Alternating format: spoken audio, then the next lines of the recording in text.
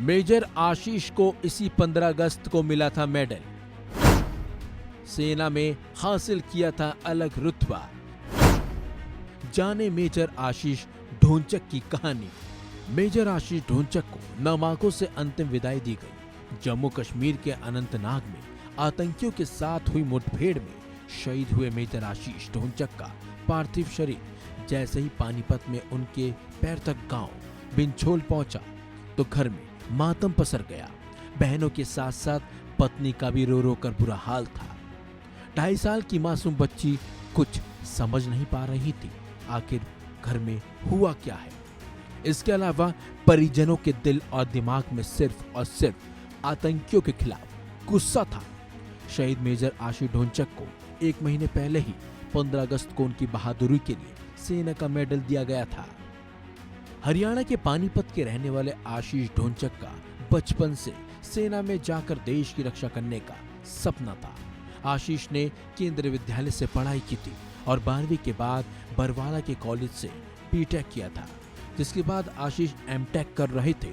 MTech का 1 साल पूरा ही हुआ था कि 25 साल की उम्र में 2012 में भारतीय सेना में बतौर वो लेफ्टिनेंट भर्ती हो गए थे।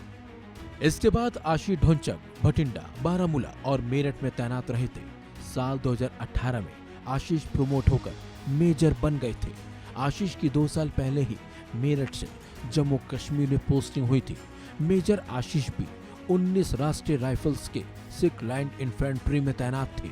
इसी साल 15 अगस्त 2023 को राष्ट्रपति द्रौपदी मुर्मू ने उन्हें मेडल दिया था। शहीद मेजर आशीष ढोंचक ने कम समय में ही भारतीय सेना में बड़ा रुतबा हासिल कर लिया था। देश की सुरक्षा को अपना पहला कर्तव्य मानने वाले आशीष ढोंचक की शहादत पर पूरा देश गर्व कर रहा है। आपको बता दें, अनंतनाग के गड़ूल इलाके में 12 सितंबर की शाम सेना का ऑपरेशन शुरू हुआ था, लेकिन रात में ऑपरेशन बंद कर दिया गया था। 13 सितंबर की सुबह आतंकियों के बारे में इनपुट मिलने पर ऑपरेशन फिर से शुरू किया गया था। कर्नल मनप्रीत सिंह ऑपरेशन को लीड कर रहे थे, तभी आतंकियों ने उन पर फायर कर दिया, जिससे वो गंभीर रूप से घायल हो गए थे। जानकारी के मुताबिक सुरक्षा बलों को 13 सितंबर की सुबह इलाके में 2 से 3 आतंकियों के होने की सूचना मिली थी, जिसके बाद सेना और जम्मू कश्मीर पुलिस की टीमों ने दोबारा ऑपरेशन शुरू किया था।